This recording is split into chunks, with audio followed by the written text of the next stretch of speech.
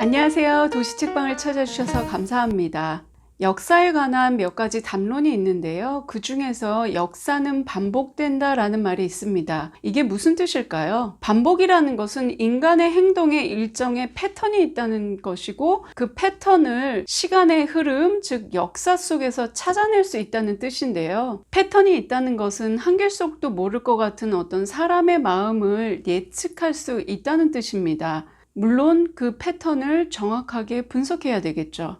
사회학, 정치학, 철학, 역사, 문학, 이러한 학문들이 인간의 어떤 심리나 어떤 집단의 행동 양상을 연구하는 학문이라고 한다면, 경제와 경영은 거기에 더불어서 이 돈이 어떻게 움직이느냐를 연구하는 학문이겠죠. 경영과 경제는 결과적으로 돈을 공부하는 학문이잖아요.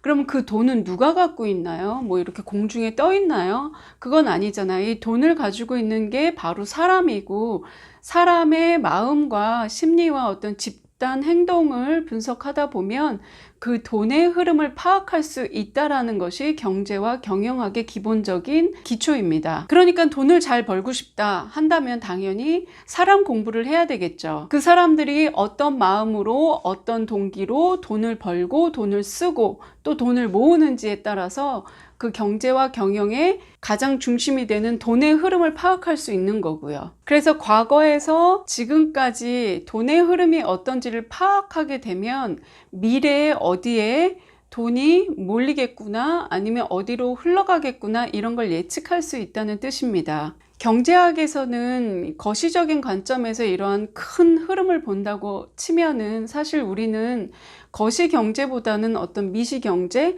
우리 일상의 삶에서 여러 가지 변수가 있잖아요. 하지만 이러한 작은 미시적인 경제학적인 행동도 거시적인 흐름에 영향을 받을 수밖에 없거든요.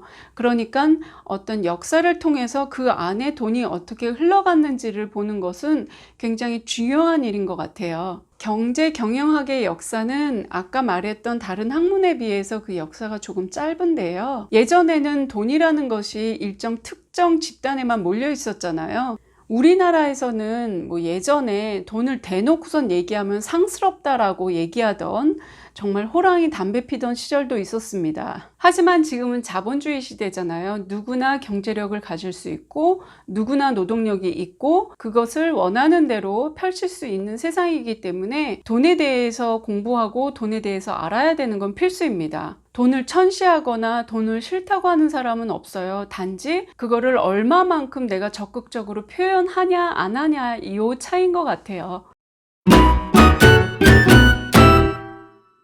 저는 막 돈과 짝사랑하는 것 같아요. 나는 돈을 되게 좋아하는데 돈은 나를 막 안 좋아하는 것 같은 거예요. 그러면은 짝사랑하는 사람이라면 저 사람한테 어떻게 하면 내 마음을 보여줄 수 있을까? 아니면 어떻게 하면 저 사람 마음에 들까? 이렇게 생각이 들잖아요. 그런 면에서 저는 돈을 공부하는 게 굉장히 필요하다고 생각을 해요. 이 책 같은 경우에는 돈의 역사라고 이렇게 했고, 그 부제가 50대 사건으로 보는 돈의 역사라고 했습니다. 조개 껍데기가 어떤 교환의 수단으로 삼았었잖아요. 그러니까 그 시대를 얘기하는 게 아니라 이 책에서는 한 개인이 경제력을 가지고 돈을 가지고 무엇인가를 할 수 있는 그 시대에서부터 이야기를 시작하는데, 르네상스 시대에서 어떤 중상주의라고 얘기하는 상업이 국가의 경쟁력을 일으킨다라고 하는 15세기 경부터 이야기는 시작이 됩니다. 중상주의가 부흥하려면 우선은 그 나라의 경제가 안정이 돼야 돼요. 단순하게 내가 이 동네에 있는 사람하고 저 동네에 있는 사람하고 어떤 물물 교환이나 장사를 하는 게 아니라 이 나라와 저 나라와 어떤 서로 필요한 것을 교환하는 일종의 무역을 얘기하는 건데요. 그러려면 그땐 비행기가 없잖아요. 그러니까 배 타고 나가잖아요. 그러니까 당연히 항해 기술이 필요했고요. 항해 기술이라는 거는 정말 배를 만들고 배를 타고 정말 바다 건너 가는 건데, 그러려면 당연히 타고 가야 될 사람도 필요하고 배를 만드는 기술도 필요하고, 그러려면 국가 경제가 탄탄했을 때, 그리고 아니면은 어떤 한 회사가 탄탄했을 때 그렇게 해외로 눈을 돌릴 수 있었던 거죠. 그게 이제 가장 먼저 시작됐던 게 네덜란드의 어떤 동인도 회사를 이야기를 하는데요. 이 책을 관통하는 핵심은 통화량입니다. 통화량에 따라서 호황이거나 불황이 되는데 그걸 조절할 수 있는 중앙은행의 역할까지도 이야기를 합니다. 시중에 돈이 많이 풀리면 되게 좋을 것 같잖아요. 근데 그렇지는 않고 통화량이 너무 높아지면은 물가가 올라가가지고 어떤 인플레이션이 형성될 수 있고요. 반대로 통화량이 너무 적게 되면은 정말 돈이 마르는 거죠. 돈을 쓰고 싶고 어딘가 투자하고 싶은데 돈이 없어서 시장이 위축되는 거죠. 이 통화량의 완급 조절을 자유경쟁 시장에 맡기는 게 아니라 국가 또는 중앙은행에서 통제하게 되는데요. 이 중앙은행을 믿을 수 있느냐 없느냐, 그러니까 이제 은행이나 어떤 경제학 용어에서는 신용도라고 그러죠. 그 신용도가 좋냐 나쁘냐에 따라서 글로벌 큰손들이 이 나라에, 이 은행에 투자할 수 있느냐 없느냐를 결정하게 되죠. 그래서 누군가가 돈을 빌려갔다. 그래서 이자를 잘 갚고 원금을 잘 갚는다. 그러면 당연히 신용도가 올라가고요. 근데 내가 돈을 빌려줬는데 얘가 이자도 안 내고 원금도 안 내. 그럼 당연히 신용도가 떨어지겠죠. 그런 사람들한테는 당연히 믿을 수 없으니까 이자가 높이 책정이 되고요. 그렇다면 투자자들 입장에서 봤을 때 이자가 높으니까 저기 괜찮은 것 같은데 저기 투자해 볼까 이렇게 생각할 수도 있지만 이자가 높은 만큼 그만큼의 위험도가 따른다는 거죠. 이렇게 통화량에 따른 어떤 중앙은행의 금리, 그 다음 신용도에 따라서 이 역사의 사건과 함께 분석한 책이 바로 돈의 역사입니다. 은행에서의 상품은 무엇일까요? 예를 들어서 제가 장사를 한다고 치면은 만약에 지금 이 만년필? 이 만년필을 판다고 생각해 봐요. 제가 하나만 있으면 장사가 될까요? 아니겠죠.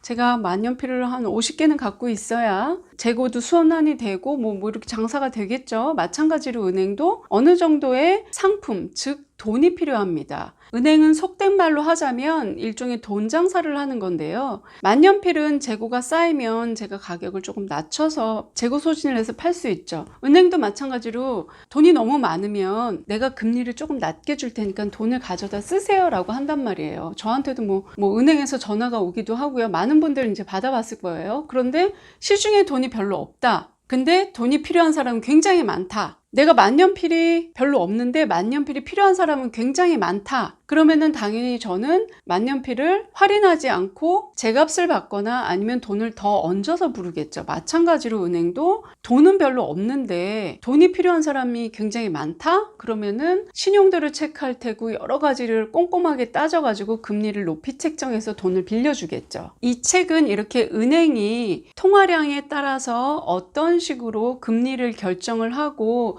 그 금리가 영향을 받는 여러 가지 사건들을 서술을 하는데요. 그 모든 사건들을 역사에서 일종의 흐름으로 봤고요. 그리고 그 역사적인 사건이 우리는 사실 역사를 배울 때 한 나라의 역사를 이렇게 볼 때 쭉 배우잖아요. 처음에 시작해서는 이렇고 2세대는 이랬고 이 왕조는 이랬고 지금은 이렇다라고 해서 어떤 통시적인 관점에서 역사를 많이 배우는데 얘는 중심이 돈이란 말이에요. 그러니까 이 책의 주인공은 돈이에요. 그러니까 이 돈이 어떤 식으로 어떤 나라에서 어떤 역할을 했는지를 보여주기 때문에 사실은 네덜란드 얘기를 하다가 일본 얘기를 하기도 하고 중국 얘기를 하다가 영국 얘기를 하기도 합니다. 그래서 기본적으로 유럽의 역사라든지 중국의 역사라든지 전반적인 미국의 역사라든지 이렇게 시대적인 흐름을 조금 알아야 좀 이해하기가 쉽고요. 만약에 그런 기본적인 어떤 흐름을 아직은 잘 모르겠다 하신다면 한 챕터마다 설명은 굉장히 잘 돼 있어요. 근데 그만큼 읽는 시간이 조금 걸리겠죠. 그래서 어떤 분들은 이 책이 조금 산만하다라고 얘기하시는 분들도 있어요. 역사라고 했는데 이렇게 좀 돈의 역사가 이렇게 나오는 게 아니라 여기 갔다가 저기 갔다가 어우 복잡해 이러시는 분들도 있는데 이 책의 주인공은 돈이라는 거. 그래서 돈이 한 나라에만 몰려있지 않잖아요. 돈은 결국은 흐르고 돌고 돌기 때문에 그 흐름을 파악하는데 굉장히 좋은 책인 것 같습니다.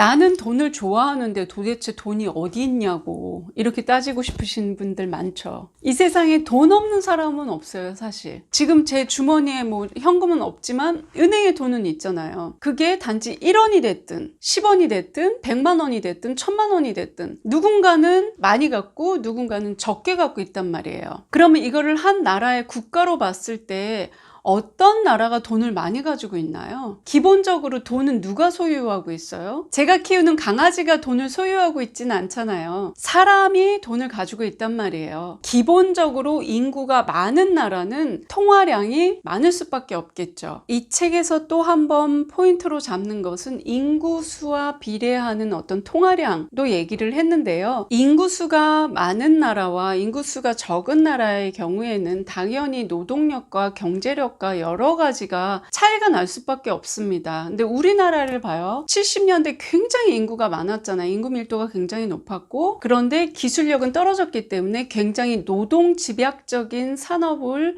기초로 해서 우리나라의 경제를 발전을 시켰잖아요. 이와 같은 맥락으로 산업혁명이 왜 영국에서 일어났는지를 설명을 합니다. 중상주의에서 가장 선두주자였던 네덜란드가 아니라 바로 영국에서 산업혁명이 일어나는데 영국은 당시에 섬나라였고 인구수가 적었어요. 프랑스는 굉장히 풍요했고 인구가 많았지만 영국은 기후도 척박했고 인구수도 적었고, 하지만 일찌감치 어떤 해양 무역에 눈을 떴기 때문에 금융 시스템이 굉장히 안정적으로 발전돼 있었단 말이에요. 그러니까 어떤 산업 발전을 위해서 많은 인구가 필요했죠. 그러니까 노동력이 필요했던 거죠. 하지만 인구수는 없고, 그러니 회사 입장에서는 어떻게 하면 내가 이 산업을 발전시킬 수 있을까 생각하니까 당연히 기계가 나오게 된 거고, 기계가 나오면서 기계가 노동력을 대체할 수 있게 되고, 그러면서 산업혁명이 일어나게 된 거죠. 영국의 산업혁명을 비교하면서 명나라 얘기를 꺼내는데요.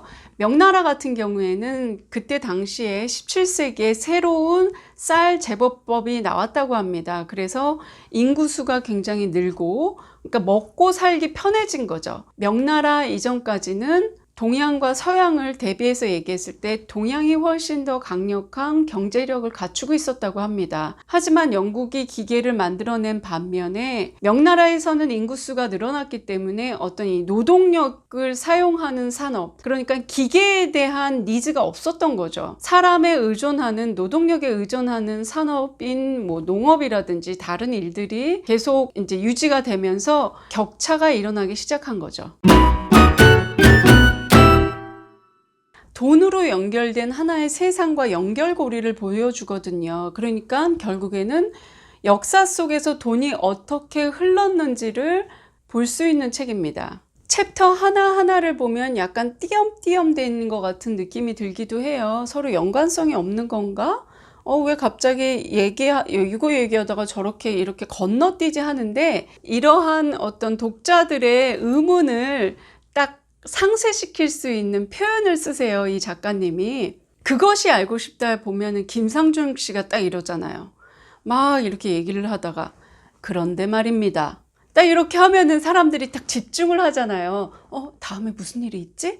근데 마찬가지로 이 책에서도 어떻게 얘기를 하냐면, 여기에서 한 가지 의문이 생깁니다.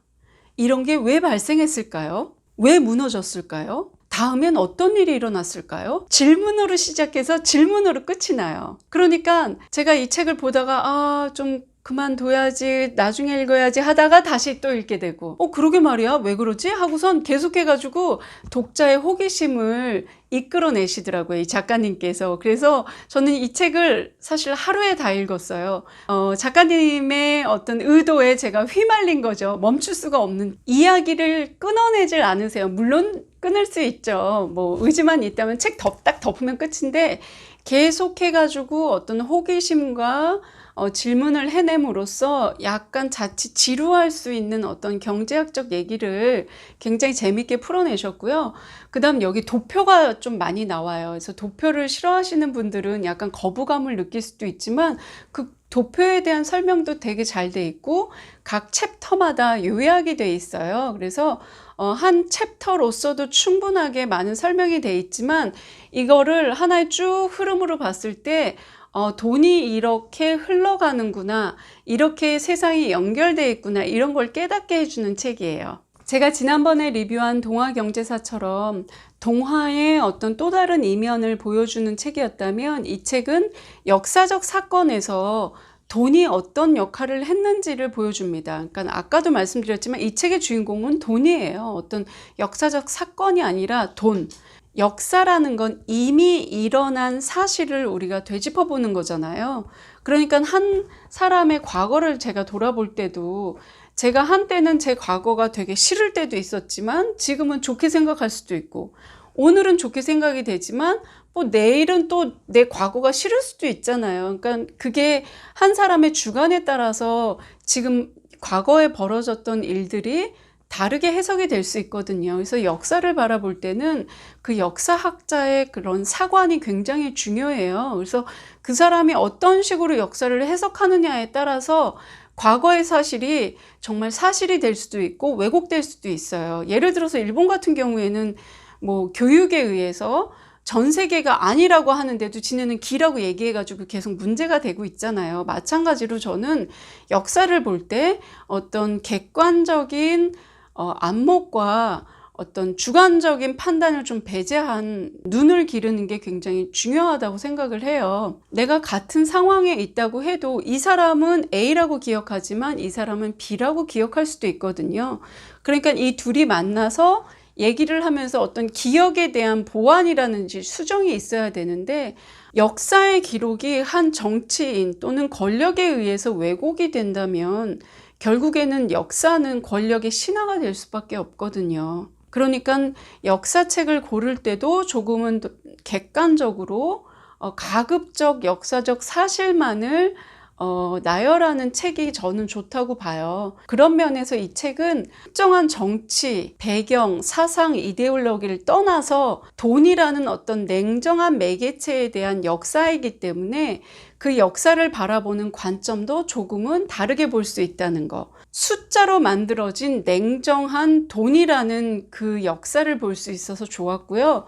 돈을 많이 벌고 싶다 그러면은 돈에 대해서 공부를 할 수 있는 좋은 스타터 책으로 저는 좋은 것 같고요. 이 책을 읽는다고 해서 당장 부자가 되거나 내가 아이디어를 얻었어, 나는 돈을 이렇게 벌 거야, 이런 건 아니지만 돈이라는 것이 이러한 역할을 해왔구나 라는 것을 통찰할 수 있는 좋은 기회를 제공하는 책이라고 생각이 듭니다. 내가 좋아하는 거는 잘하게 돼 있어요. 관심이 가잖아요. 내가 어떤 남자를 좋아한다 그러면 그 남자를 궁금해하고 호기심이 생기잖아요. 마찬가지로 내가 돈을 벌고 싶다? 돈이 궁금하다. 그러면은 돈을 맹목적으로 좋아하는 게 아니라 그러면 집착이 되겠죠? 돈이 이렇구나라고선 한 번쯤은 돈에 대해서 생각해 보는 게 굉장히 필요하다고 생각이 듭니다. 결국에는 사람이 따라오면 돈이 따라오게 돼 있는데 많은 분들이 돈에 의해서 사람이 움직인다고 생각을 해요. 근데 지금까지 제가 뭐 많이 살진 않았지만 그렇게 돈을 따라서 살아가는 사람들이 행복한 걸 본 적은 없어요. 그분들은 그게 좋으니까 하겠지만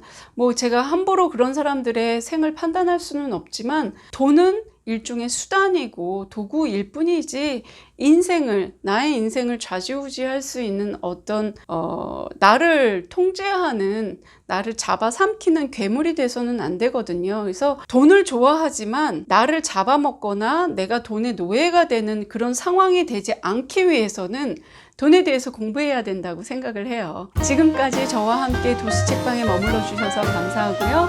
여러분의 구독과 댓글과 좋아요는 저에게 큰 힘이 됩니다. 그럼 다음번에 또 찾아와 주세요. 감사합니다.